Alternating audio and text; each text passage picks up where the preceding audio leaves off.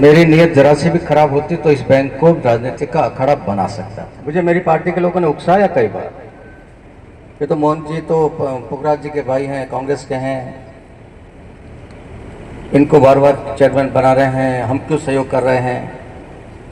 बीच में और भी लोग आए, उनमें बीजेपी का ठप्पे वाले तो एक दो लोग ही थे, बाकी या तो कांग्रेस वाले थे या न्यूट्रल थे, नेमचंद जी जैसे।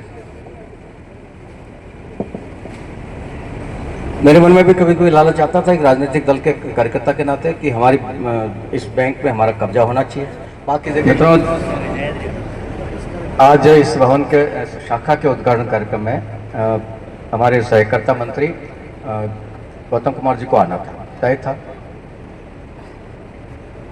पाराशर जी ने और भट्ट साहब ने कहा कि उनको लाना चाहिए, हम आए क्या निमंत्रण देने, मैंने कहा आने की जरूरत नहीं, वो आ जाएंगे, तय था। लेकिन परसों अचानक उनका कार्यक्रम बदल गया। आज एयरपोर्ट कोटा का शिलान्यास कार्यक्रम हो रहा है, सीएम वहाँ गए हुए हैं, लोकसभा अध्यक्ष वहाँ है, और गौतम कुमार जी सहकारिता के साथ साथ सिविल एविएशन मिनिस्टर भी है, इस नाते उनको वहाँ जाना अनिवार्य हो गया।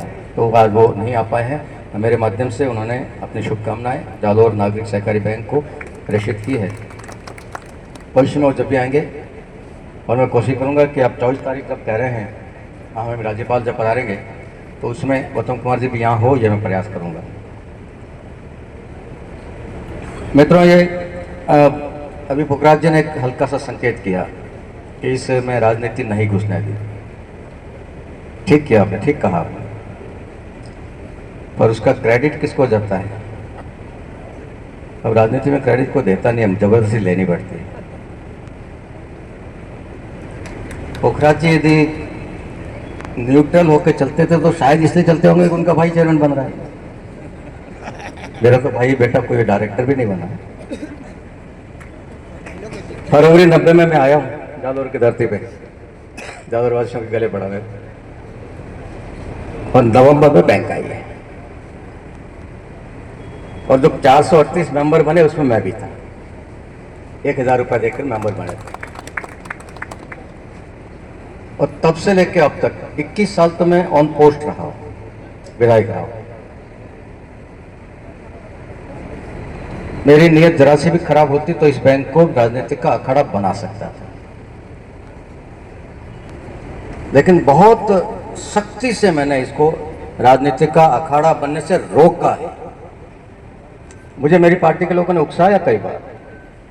ये तो मोहन जी तो पुखराज जी के भाई हैं, कांग्रेस के हैं, इनको बार बार चेयरमैन बना रहे हैं, हम क्यों सहयोग कर रहे हैं।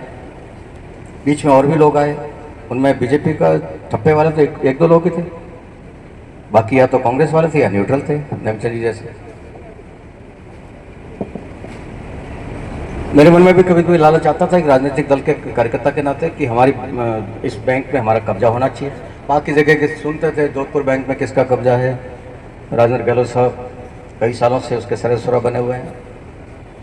तो कभी कभी मेरे मन में खुदबुदी होती थी कि यार मुझे भी होना चाहिए, लेकिन चूंकि मैंने बैंक में भी नौकरी की तो मैंने ये तय किया कि मेरी राजनीति चलाने से ज्यादा जरूरी है बैंक को चलाना, और बैंक को सीए ही चला सकता है। तो बैंक का सीए भले मोहन पाराशर हो, चाहे नितिन सोलंकी हो या और कोई हो, राजेंद्र जैन साहब भी हो सकता है, सीए ही बैंकिंग को समझ सकता है। और दूसरी बात, सिर्फ राजनीति का अखाड़ा नहीं, पाराशर साहब, इसको जातिवाद का अखाड़ा भी अपन ने नहीं बनने दिया, इसको क्षेत्रवाद का अखाड़ा भी नहीं बनने दिया। जालो बिनमाल, सांचौर और आहोर और वो झगड़ा भी अपन ने नहीं पड़ने दिया। सबने सोच समझ के किया, मेरा अकेला का योगदान नहीं है, पाराशर जी का और हमारा सबका योगदान है, मदन राज साहब का भी योगदान है, और सबसे ज्यादा योगदान मैं कहूँगा कि मोहन पाराशर साहब का, जिन्होंने अपने आप को भी राजनीति से अलग रखा। जिसका बड़ा भाई इतना बड़ा नेता हो, वो आदमी नॉन पॉलिटिकल मैन बन के रह जाए इतने साल तक, इससे बड़ा आश्चर्य मैंने नहीं देखा। बीच में अवसर आए, जब वो चेयरमैन की सीट ओबीसी की आई थी, इनके पास भी लोग पहुंचे, मेरे पास भी पहुंचे, साहब इस बार तो मोहन पाराशर चुनाव लड़ सकते हैं और वो चेयरमैन बनेंगे। मैंने कहा वो चुनाव नहीं लड़ेंगे। बोले आपकी बात होगी क्या? मैंने कहा बिना बात हुए मैं कह रहा हूँ वो नहीं लड़ेंगे, मैं जानता हूँ उनको, वो नहीं लड़ेंगे, नहीं लड़ेंगे। बहुत प्रेशर आया, अच्छा अवसर, पर इन्होंने अपने आप को सीमित रखा बैंक और रोटरी क्लब और अन्य सामाजिक गतिविधि।